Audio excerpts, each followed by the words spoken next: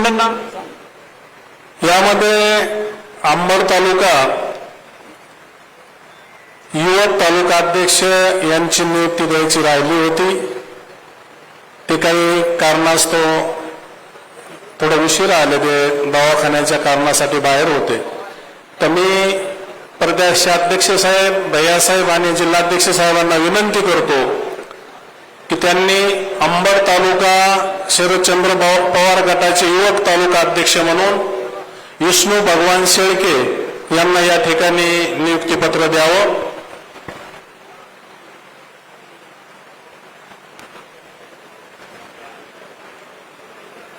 धन्यवाद। नवीन तालुका अध्यक्ष विष्णू भगवान शेळके यांचं मनपूर्वक असं अभिनंदन।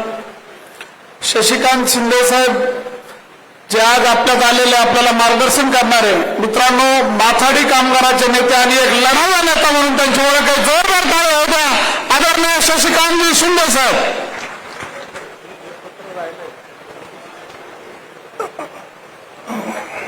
खरं म्हटलं तर जालन्याच्या घोषणा चंद्रकांत दानवेंनी दिल्या मोठ्या आवाजात, संजयचा आवाज सुद्धा मी ऐकला। जालन्यामध्ये माझा पहिला आवाज आहे। आता माझा आवाज मोठा आहे का चंद्रकांत दानवेंचा मोठा आहे तुम्ही ठरवायचा आहे। मी घोषणा देतोय, हा आवाज मंत्रालयापर्यंत गेला पाहिजे एवढी माझी अपेक्षा आहे। राष्ट्रवादी शरद पवार पक्षाचा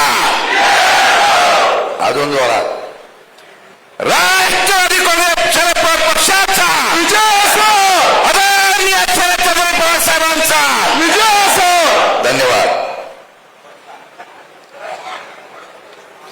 अध्यक्षाचा आवाज जोरात हे पहिलं कळलं पाहिजे ना, आणि या पक्षाला नव्हे तर विरोधकांना सुद्धा इथं जालन्यात कळला पाहिजे। जालन्यामध्ये माझा पहिला दौरा आहे।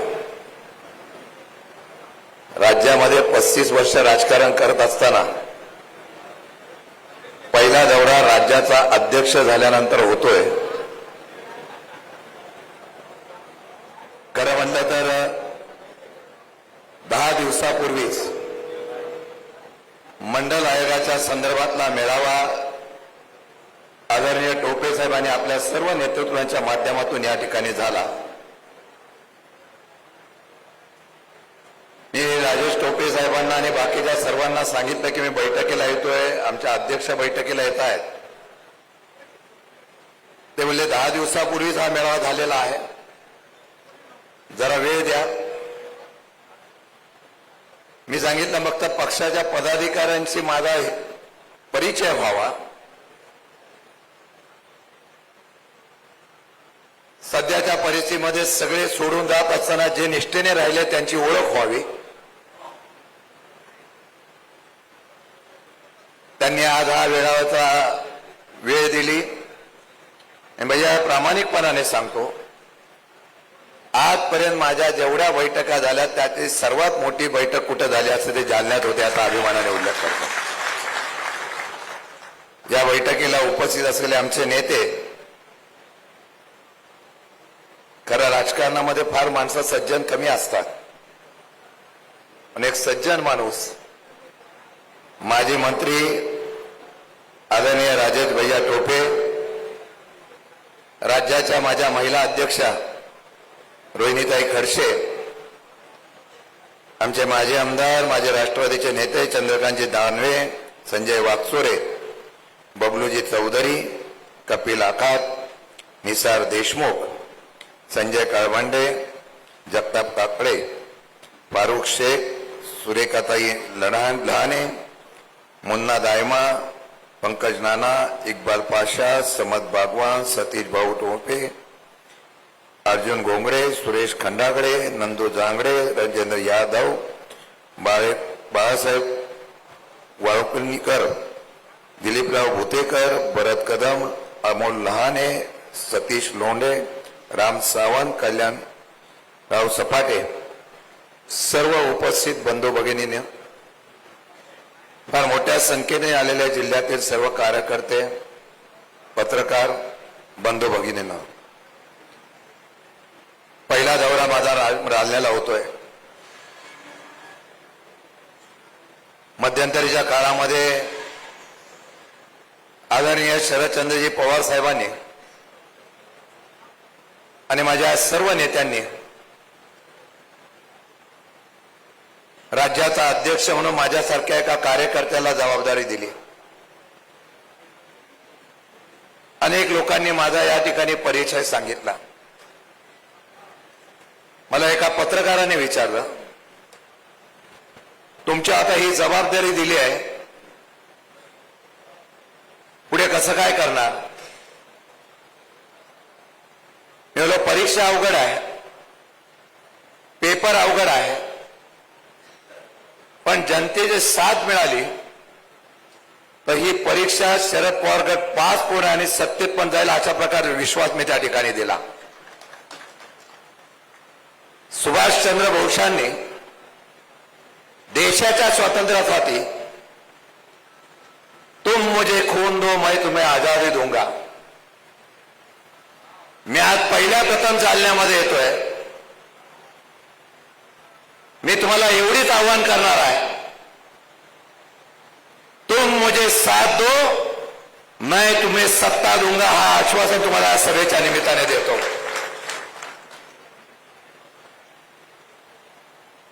खरं म्हणलं तर राजेश भाई आहेत, संजय वाकचोरे आहेत, चंद्रकांत दानवे आहेत, बबलू चौधरी आहेत, अनेक लोकांनी लढाया केल्या.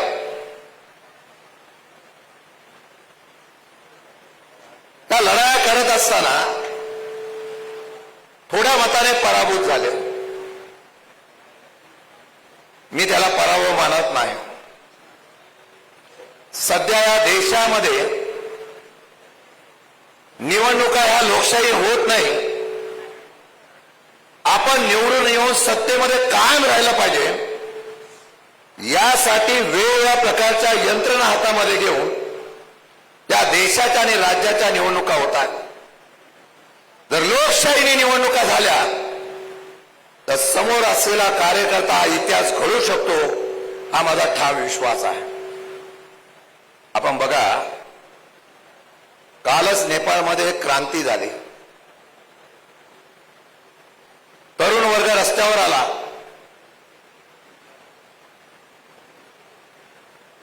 या नेपाळमध्ये एक वेगळ्या प्रकारचा उद्रेक झाला. मी त्याचं समर्थन करत नाही, पण या जगाच्या पाठीवर अनेक अशी राष्ट्र आहेत की ज्या ज्या वेळेला जनतेला अन्याय सहन झाला नाही, त्या त्यावेळेला जनतेने राष्ट्रपती भवनावर, पंतप्रधान भवन असो, सगळे आपल्या ताब्यात घेऊन क्रांती केलेली आहे. या नेपाळमध्ये सुद्धा अनेक मंत्र्यांनी राजीनामे दिले. या नेपाळमध्ये राष्ट्रपती भवनाचा ताबा सुद्धा जनतेने घेतला. या देशाचा इतिहास आहे. इंग्रजांना बाहेर काढण्याच्या संदर्भातलं जे आंदोलन झालं, त्या अहिंसेने या ठिकाणी महात्मा गांधींनी या देशाला आदर्श जगाला दाखवून दिला. मला खात्री आहे की सध्याच्या असलेल्या अन्यायाच्या विरुद्ध, शेतकऱ्यांच्या होणाऱ्या अन्यायाविरुद्ध, महिलांवर होणाऱ्या अन्यायाविरुद्ध, युवकांवर होणाऱ्या अन्यायाविरुद्ध आणि हुकुमशाहीच्या विरोधात येणाऱ्या काही काळामध्ये या भारतामध्ये सुद्धा अहिंसेची क्रांती होईल, महात्मा गांधींच्या विचाराची क्रांती होईल आणि तुमचं राज्य आल्याशिवाय राहणार नाही, हा विश्वास माझ्यासारख्या कार्यकर्त्याला आहे. आणि याच विश्वासाच्या जोरावर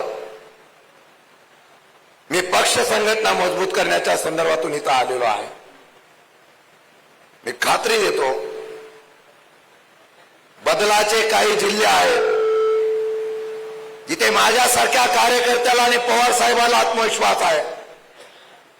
त्याचा उल्लेख या ठिकाणी केला गेला. लोकसभेला सर्वात जास्त खासदार महाविकास आघाडीचे कुठले निवडून दिले असतील ते तुमच्या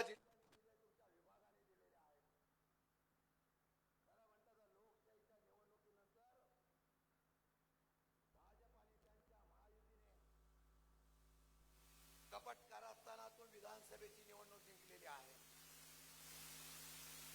मी तुम्हाला आव्हान करणार आहे, मी एक निमित्त आहे, फक्त मी माणसं पेटू शकतो, कृती करण्याची जबाबदारी तुमची आहे. एकदा इतिहास फक्त या जालन्यामधला करून दाखवा. मी शब्द पवार साहेबांच्या वतीने देतो, या जालन्याने परत सत्तेचं परिवर्तन करण्याची ताकद देऊन आमदार निवडून दिले तर हा जालना राजकारणामध्ये सर्वात उच्च स्थानावर असेल असा शब्द मी तुम्हाला या ठिकाणी देतो. त्यामुळे आता तुमची कसोटीचा काळ आहे, माझ्या पदाधिकाऱ्यांचा कसोटीचा काळ आहे. मी खरं बरं कार्य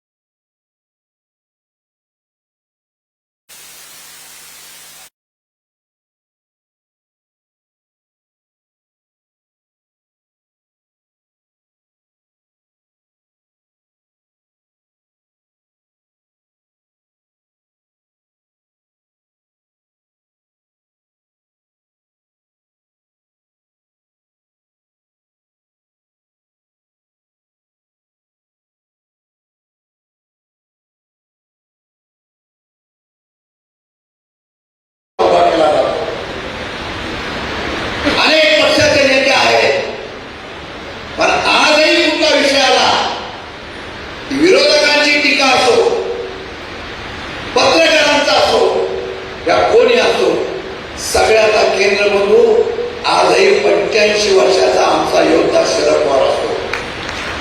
आमचा नेता एवढा आमचा भक्कम आहे, मागे उभा आहे. सुप्रियाताई असतील, जयंत पाटील असतील, राजेश असतील, रोहिणीताई असतील, आम्ही सगळे आहोत.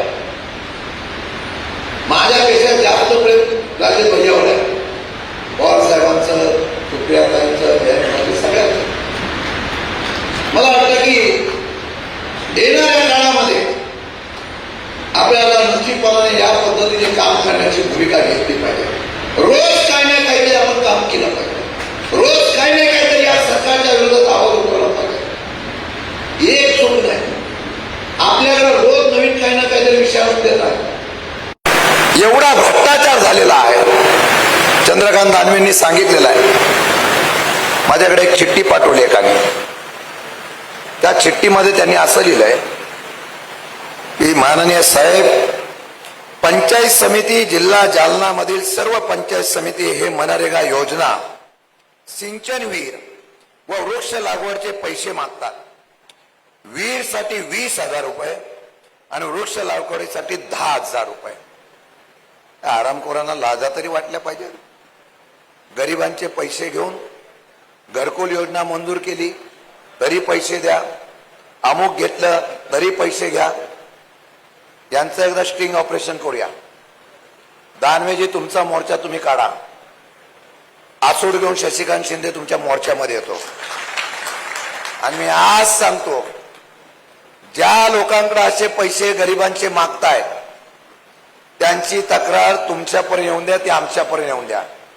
त्या अधिकाऱ्याला एकदा प्रेमाने सांगू, तो नाही ऐकला तर त्याच्या केबिनमध्ये घुसून त्याच्याकडून पैसे काढण्याची ताकद सुद्धा आपण ठेवू. हा शब्द तुम्हाला अध्यक्ष म्हणून देतो. लोकांना विश्वास वाटला पाहिजे की माझ्यावर अन्याय होतोय, कोणतरी माझा रक्षण करता इथं आहे. तो रक्षण करता शरद पवारांचा राष्ट्रवादी काँग्रेस पक्षाचा कार्यकर्ता झाला पाहिजे. केसेसला घाबरू नका. केसेस झाल्याशिवाय नेता होतच नसतो. आणि त्यामुळे मी जिथे जातो तिथे सांगतो, 100 लोकांची पार्टीची सुसाईड टीम बनवायची. 100 लोकांची चिठ्ठी वाजली की ते 100 लोकांनी सगळं काम सोडायचं आणि त्या कामासाठी यायचं. मग एखाद्या सामान्य कार्यकर्त्याला पोलिसाचा धाक असेल, सामान्य कार्यकर्त्याला पोलीस त्या ठिकाणी दादागिरी करत असेल, सत्तेचा सर्वात गैरवापर कोणी केला असेल, या सरकारने केलेला आहे, भाजपच्या पक्षाने केलेला आहे. म्हणून आपल्या सामान्य कार्यकर्त्याला जर वाटत असेल की मला कोणतरी पाठीमागे उभा आहे, तर तो कोणाच्या बापाला ऐकणार नाही. तो हे सत्य परिवर्तन करण्याची ताकद ठेवून राहणार आहे. म्हणून माझ्या अध्यक्षापासून युवकच्या आणि फादर बॉडीच्या सगळ्यांना सांगणार आहे, अध्यक्षांनी 100 लोकांची नावं काढा, ती नावं माझ्याकडे पण पाठवा.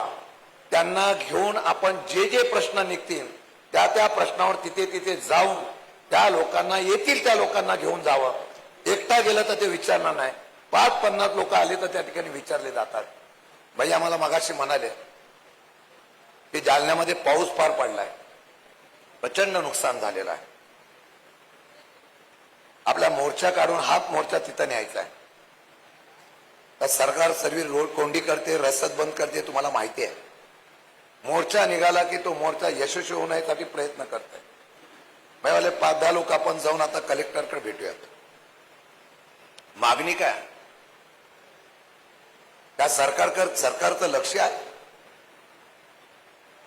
फक्त व्यवसाय आणि बिझनेस करणारी पॉलिसी सरकार करताय.